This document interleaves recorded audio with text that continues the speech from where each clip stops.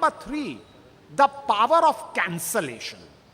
If there is a power of cancellation of the agreement for not honoring it within a particular point of time, the whole ball game changes. So these are the aspects to be taken into consideration for an advance or earnest money.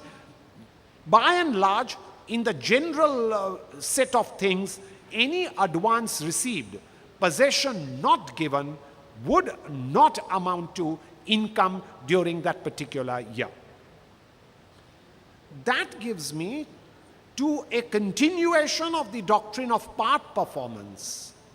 An interesting point arose recently in the case of Atlas Automotive Components, a decision of the Mumbai Tribunal, which is reported in 313 ITR, page 398. The Mumbai Tribunal was analyzing qua a development agreement the issue of part performance. Very interesting facts of the case. Let me put the facts of the case. The assessee had a plot of land. It entered into an agreement with a sister concern, and it received certain consideration. It offered the consideration as long-term capital gains originally in the return, but then filed a revised return saying that no, we are not liable to tax. We are filing a revised return under 139 subsection 5.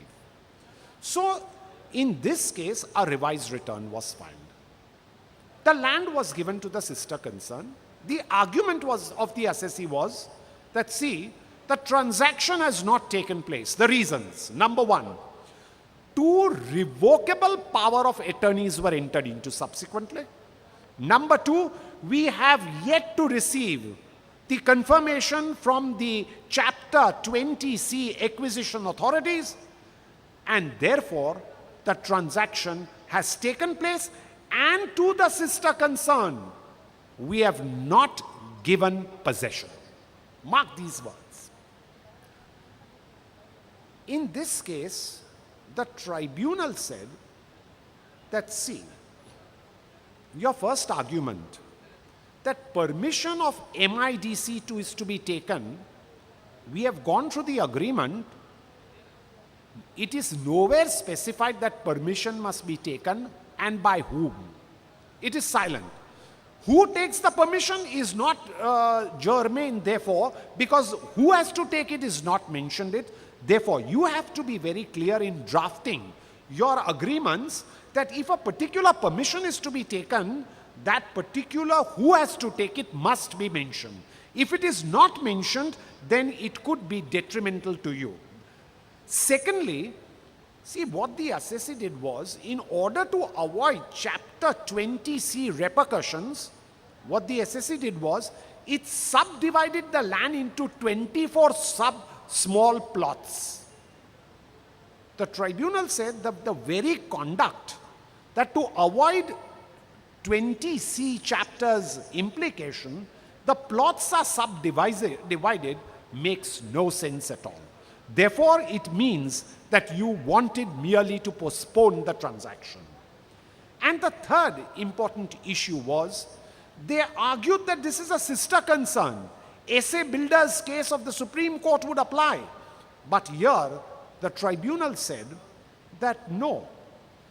If a person has paid an advance and is ready for performing his part, the other way of getting permission, etc., being immaterial criteria, by virtue of part performance doctrine, the transaction has taken place in the year 1995. I want to bring to your attention two issues. In Poonawala's case, there was not shown in the return at all. Therefore, 148 notice was issued. While in this case of Atlas Auto Components, they had shown it and then filed a revised return under 139.5. Pausing here for a moment. Please look at the difference in the two. First thing is whether 148 notice for reopening is sustainable in law or not. The argument is that if you have not shown it in the return at all, then possibly 148 can be invoked. Number two, if a note is given, second issue, whether 148 would be applicable. Debatable, my answer is yes. Number three, if reopening is within 4 years, what is the issue? Again, my answer is yes, it would be possible. Number fourth point, assuming an assessment is made under 143(1). Now, this is a point which I wish to bring to your attention. There are assessments which are completed under 143(1). Question is, if reopening takes place within 4 years or beyond 4 years, whether reopening is justified or not. Very tricky point.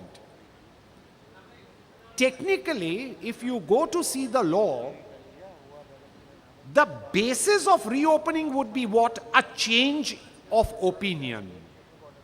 And if it is beyond 4 years that you have submitted sufficient details, but the assessing officer has not appreciated it. In 143(1), there is no scope at all to the assessing officer to apply his mind.